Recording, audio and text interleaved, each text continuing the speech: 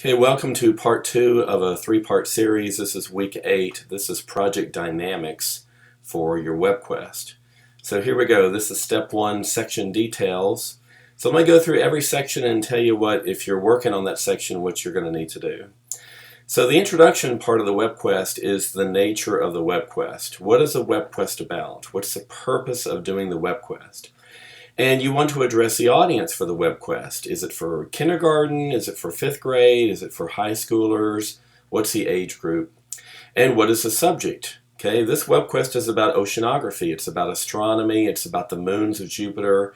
And you want to be creative. You can make it into like a mystery if you want to do it that way. Take them on a journey.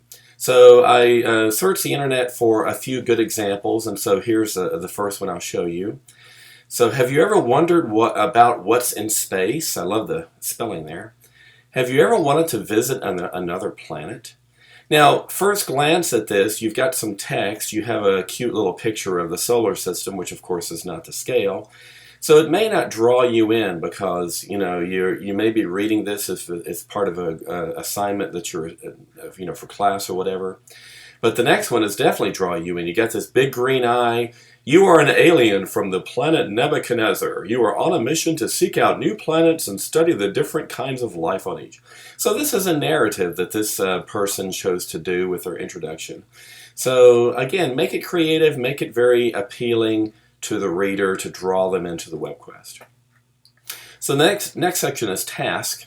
So the task is what they're going to be doing with the WebQuest, followed by the process section. The process tells them how to do it.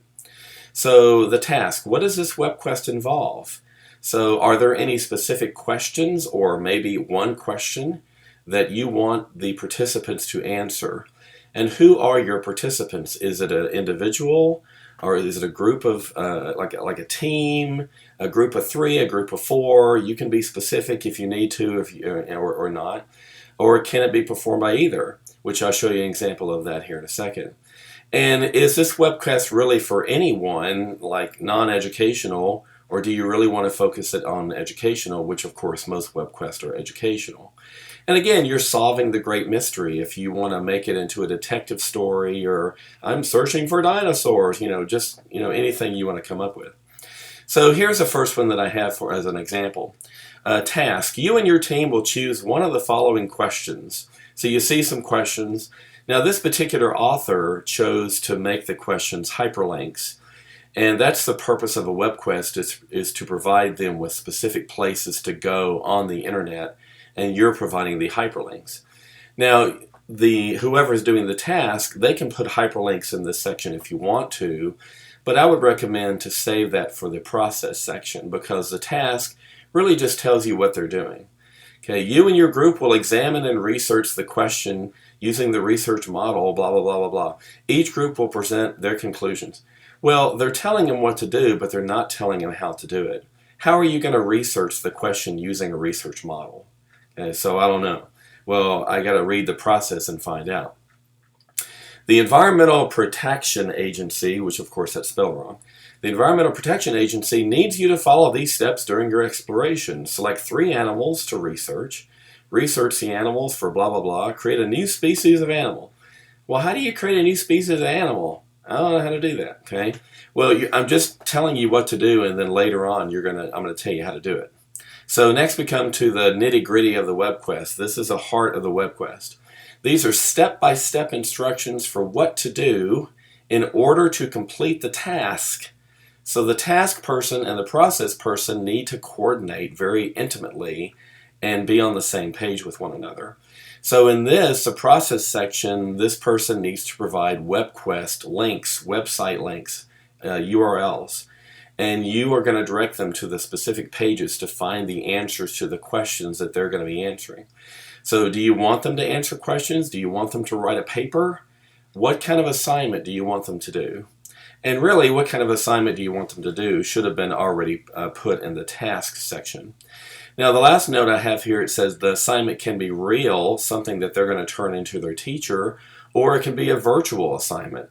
Well, think about what kind of dinosaur do you want to create. So it can be like a virtual thing. It doesn't necessarily have to be real, but most of the time, WebQuests are real things that they turn in.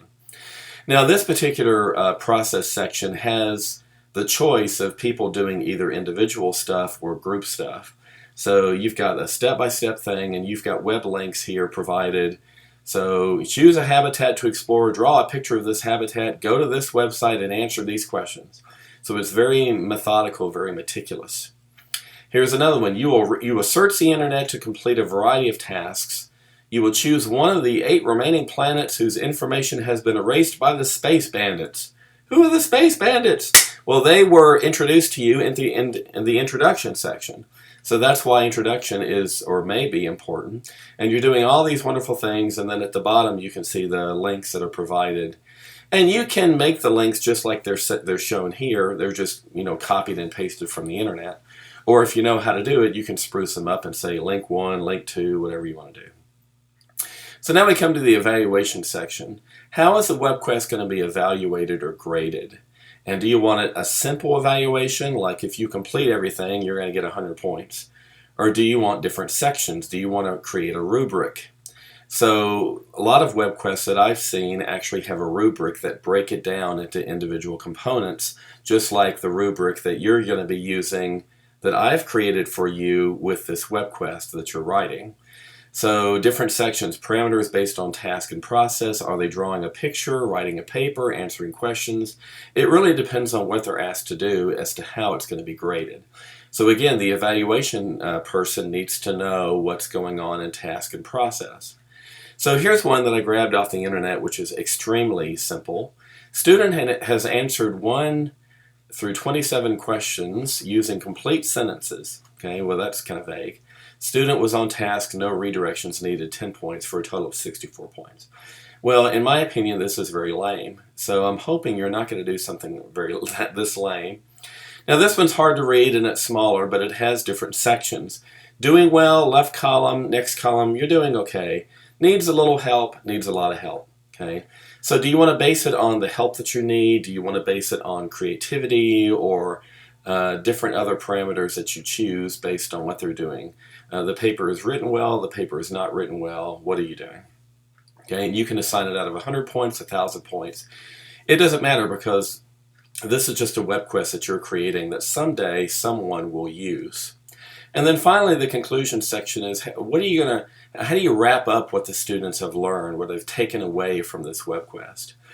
So here's one. After entering your game in the contest, you anxiously await to hear if you've won the contest. You finally receive a letter from the toy and game company, and here's what it says. Blah, blah, blah, blah, blah, blah. So this is a very creative way of ending the WebQuest. It's a letter from the company. Okay, sincerely, the toy and game company president, whoever that is. Now, I love this one. By this time, you should have reached a decision supporting your data. There is a guilty party and an accomplice was involved. However, the verdict is sealed and I am not allowing to reveal it to you. So they've left it kind of a mystery. Well, you've done your job, but there's some kind of mystery here. So you can do it this way. It's really up to you. So step 2, sequence of completion. Which order do you do these things? So this is strictly my opinion on the sequence. So the introduction section really needs to be written first. And again, at this point in the game with week 8, you can write something very preliminary, but you want to have enough meat where the other people can work off of it. So you got a nice introduction. Task and process are working together, and they're basing their information off the introduction section. So they're working together and writing stuff. Evaluation comes in perhaps later or maybe at the same time, and you're evaluating how the WebQuest is going to be graded.